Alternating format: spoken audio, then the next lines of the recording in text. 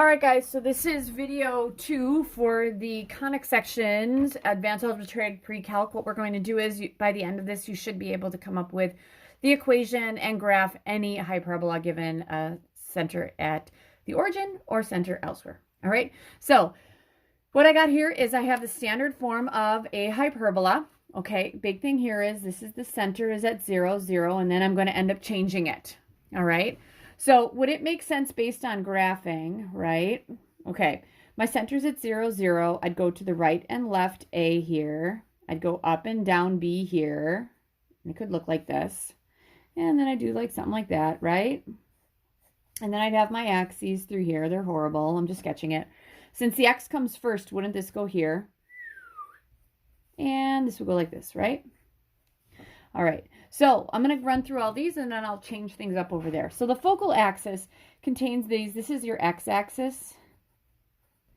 All right, the foci, that should be not focus because there's going to be more than one. All right, so since they're on the inside here and here, they always had a C value. So it's going to be plus or minus C 0. Your vertices are right here and here. Wasn't that A? So this is going to be plus or minus A 0. The semi-transverse axis is always your A. Conjugate is always your B. And the Pythagorean is always C squared equals A squared plus B squared. And the asymptotes. All right, so here's the thing. To get from here, wouldn't I go up B into the right A or down B into the left? So I'm going to go with y equals plus or minus. My change in y was B over A times X. That's that. All right. The other one, if I had the same box, you guys, so let's say I went to the right and left A here, and then B. I'm just going to make the box because I just was not good at the other one. All right, now since the Y is first, wouldn't you go like this? I didn't throw in my asymptotes, but I would in the future. So my focal axis right here is Y. It's the Y axis. Your foci are going to be up here and down here, so that's going to be 0 to up and down C. Right? Your vertices, you're not going to the right or left again, that's 0, and then you're going to go up and down A this time. Semi-transverse is still A. Semi-conjugate is B. Pythagorean is always C squared equals A squared plus B squared. And then your asymptotes. This one's going to be a little different because Y equals, for this one, wouldn't I go up? For this one, my change in Y, I'm going to go up, up A, and then to the right B. So this is going to be plus or minus A over B, and that's times X. All right, and if you guys want to, you could end up looking at that. That's in a table on page 595, okay? Now, the only thing that I'm going to end up changing is that I'm going to change the center, okay? Eventually, I'm going to change the center, which means all of these are going to have A's and B's by them. So I'm going to have like H plus C, and then this is going to be K, and this is going to be an H plus or minus A, and this is going to be your K, right? So you can kind of see how that mirrors that. All right. For all of these, I kind of had this off to the side. The eccentricity here, because we're going to have one example with it. Eccentricity is E equals C over A, or E equals, this is going to be the square root of A squared plus B squared all over A. Because wouldn't C be the square root of A squared plus B squared, and then that takes the square root. So for those of you who have been telling me you like these, go ahead, use them. I mean, they're part of your notes, right? All right. So here's what I want to do for this guy. Find the vertices and the foci for this one. Okay, so I got 4x squared minus 9y squared equals 36. So I'm not necessarily going to sketch this graph on graph paper, which I do have on me, but I'm going to kind of sketch off to the side so I know where I'm going with things. This has to equal 1. Let's divide everything by 36. So this would be x squared over 9 minus y squared over 4 equals 1, correct? All right. So isn't 9a squared? So a is 3. And then I'd say, okay, this is b squared. So b is 2. Okay, and they want me to find the vertices. So if you think about it, you guys, if I graph this thing, okay, so I'm going to graph this thing, and I would go what? I'd go to the right and left 3, up and down 2, right? Wouldn't your vertices be right here and here because the x comes first?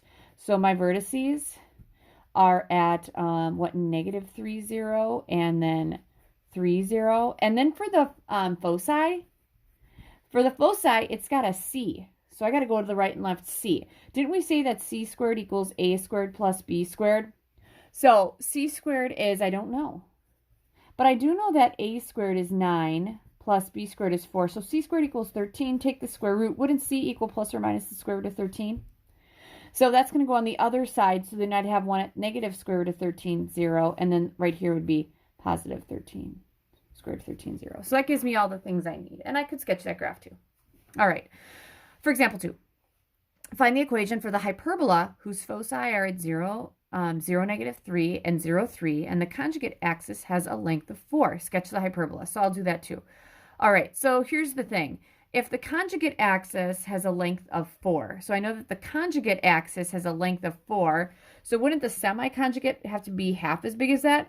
So, the conjugate is going to be 2 times b, because that's always your b. So wouldn't b have to be 2 here? That's super duper important. Now, the foci. If I have a foci, and I'll sketch this in a bit, you guys, negative 3 and 3, those are my foci. Wouldn't the center have to be smack dab in the middle?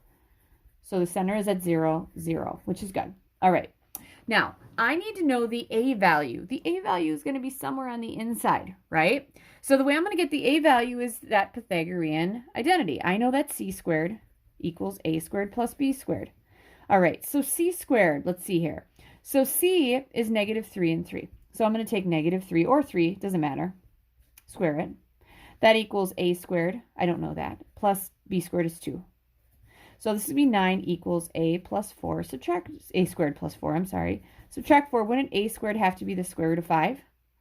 All right, so the square root of 5, I don't know if I have that on me. Yes, it's about 2.23.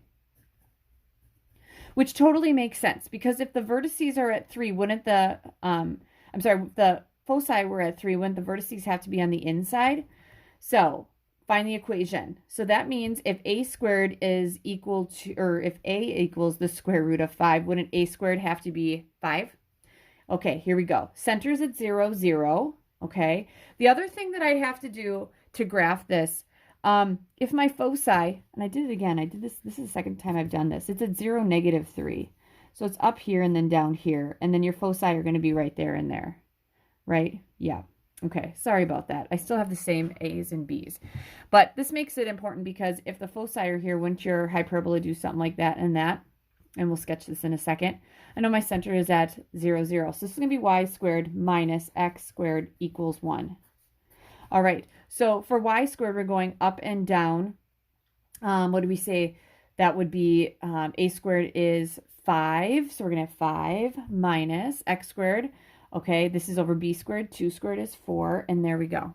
All right, so if I had to graph this, this is y squared over 5 minus x squared over 4 equals 1. So what we would do is we'd start at 0, 0, because that's the center.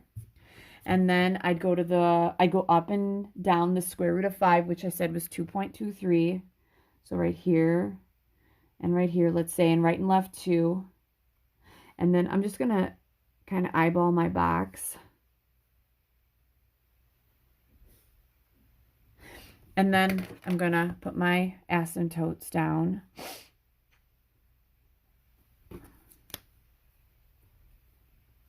Which is not the best in the world. I'll do this better next time. I'll actually use a ruler. And then since the foci were at 3, which totally makes sense, right? Because it was at 0, 3, which would be right about here, and 0, negative 3, which would be like right down here, 1, 2, 3, right? So your foci are always in the inside. So there you go. Make sure you're connecting to your vertex and not the foci of your hyperbola. So that is your second example. All right. So that's how that guy should look. All right. Let's flip this, and then we'll get to example 3. I believe I have about 5 or 6. All right. So my next question is, what if the center is not at 0, 0? Okay. So I think I kind of alluded to that. If the center's not at 0, 0, everywhere that there's a 0, thered be a k value, and we're always going to add or subtract the h. So again, if you want this, you can use it.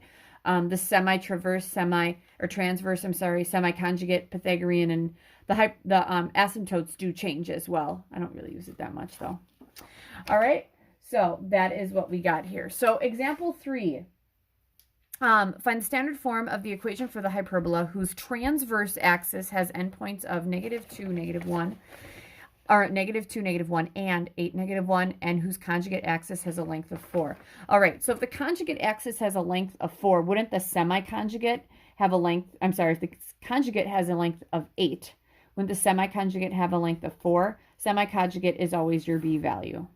All right, so here's the other thing that I want to do. It says that the transverse axis. So doesn't the transverse axis tell us where the vertices are? So if I just kind of sketch this thing, if I was at negative 2, negative 1, and let's say 8, negative 1 right here, okay? So those are the endpoints of the transverse are going to give me a couple things here, okay? They give me your vertices, okay, because that's where my vertices are. But also, smack dab in the middle, isn't that my, and I'm probably totally off here because I just sketched it, isn't that going to be my center? So what I have to do is I have to find the midpoint of these. And the way we find the midpoint, we're going to find the center by finding a midpoint, is I'm going to add the x's. Negative 2 plus 8 gives me what? 6 divided by 2 is 3. And then negative 1 plus negative 1 is negative 2 divided by 2, that's negative 1. 3, negative 1 would be right there. All right, so if I wanted to, I could take negative 2, negative 1, which would be right here. I'm probably not going to graph this thing. 8, negative 1, 4. And then 3, negative 1. Yeah, that looks like it's in the middle, right? 1, 2, 3, 4. I know. This is 4, 5, 6, 7, 8. Negative 2. Sorry, I had negative 1. My bad. So this is 5 here, and that's 5 there. All right, so that makes sense that that is my center. All right. All right, the other thing is that, okay, since this is the endpoints, that gives me my endpoints of my vertices, okay? Wouldn't that tell me how big my A is going to be? All right, so it'd be the distance from here to here or there to there. And I just kind of counted it before. Isn't it 5? Okay, now here's the other thing. If the transverse has this, then this would be my hyperbola, right? So the x comes first. So we're going to go with x minus 3 squared minus, we're going to have y plus 1 squared equals 1. And then I need things. So from the right and the left, and I go 5.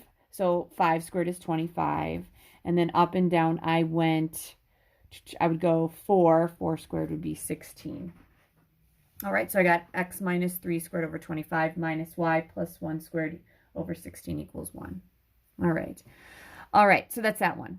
And I don't really need to graph it. I don't think I had in my directions either. Example 4, quick one.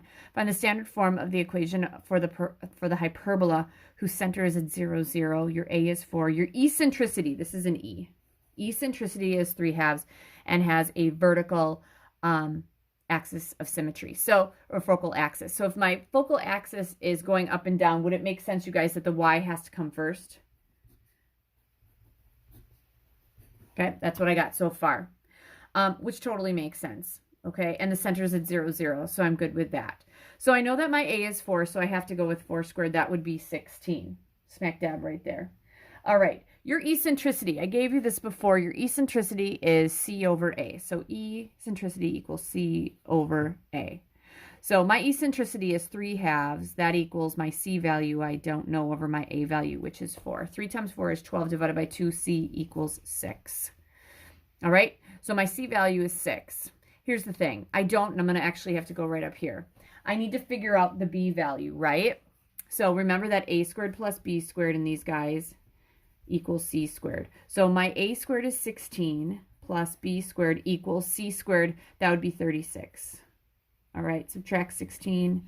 B squared equals 10. This is B squared, so wouldn't that have to just be 10?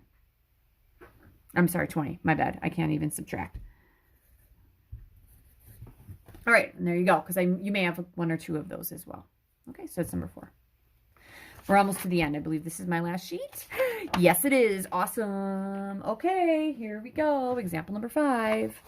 Find the center vertices and the foci for the parabola defined by this. All right, so I'm going to probably sketch some things off here in just a second, but I know the center. I'm going to just write out my parts. Vertices, foci.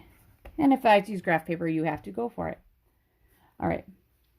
Center's pretty easy, negative 2, 5. All right. So if I'm sketching this, I'd say, okay, negative 2, 5 would be right about there, right? I know that it's doing something like this because the X is coming first. So I'd go 3 here, 3 here. I'd go up 7, down 7. All right. So My vertices would be to the right and left 3. Now, my center is at -2, +5. Would it make sense, you guys, that all of these have to have y coordinates of 5? Because we're going up 5 for all of those. All right, so here's the deal. I'm going to have to take this -2 and I'm going to subtract 3 to get to -5. I'm going to take this -2, I'm going to add 3 to get to 1, and that'd be 1, 5. And if you want to graph that, you totally can. All right, now here's the thing. The next thing is your foci are here and here, right? I need to figure out my C. The other thing I know about my foci, you guys, is that I know that they're all on this line. I'm going up 5. I feel like I'm going to have like a big thing here. So I need to figure out what the C is, because what I'm going to do is I'm going to take that -2 and I'm going to add or subtract that C. So I know that C squared equals A squared plus B squared. Well, A squared is 9, B squared is 49. That equals C squared, right? So C squared is going to equal 58. Okay, so I'm going to take the square root of 58. So C is going to equal plus or minus the square root of 58. So for 58, I don't think it has anything in it. 58 divided by 2 is 29. That's prime, so I can't do anything with that. So from here to here, this would have to be the square root of 58. And to get from here to here, I'd subtract the square root of 58. I can't write today. So I'm going to take that -2 and I'm going to subtract the square root of 58 and add the square root of 58, and that gets me all of my parts. All right, and I'm good to go. And if you use this, totally makes sense because we were going on the sides here, right? So we'd be using all this stuff. My K values stay the same, and I'm using the H value, and I'm adding or subtracting A's and C's. All right, last but not least, sketch the hyperbola. Yes, we're almost done with video number 2. All right, first thing I'm noticing is I have to get this equal to 1.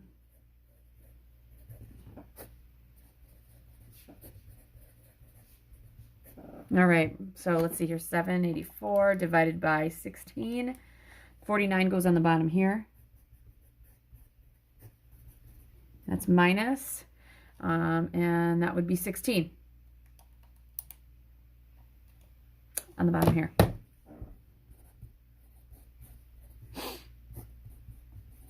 All right, that's what I got. The center, -1, 3. All right, so definitely going to be at -1, 3 because it's -1 here. And then I'm going to have a 3 there. All right, so here we go. I'm going to actually, hopefully I can fit this on here so I can look at both of them. You good with that? Here, I'll shove this up here. This is what I'm graphing.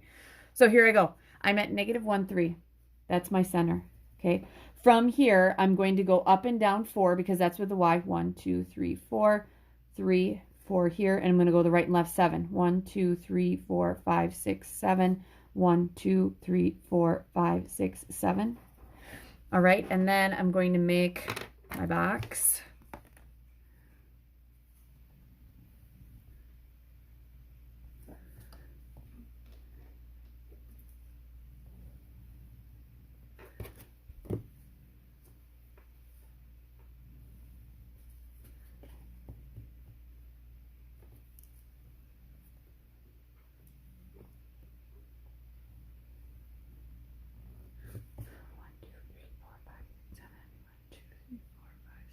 Yeah, sometimes looks can be deceiving. I'm going to throw my asymptotes in here. I'm not going to get too far on the left just because I'm going to run out of room. It should go straight through the middle. It should go straight through the middle. And there we go. And then the last thing I have to do is I actually have to graph this thing. So the Y came first, right? So if the Y comes first, aren't these your vertices? And then there's foci in the middle, but I didn't ask you guys to do that. And then, all right.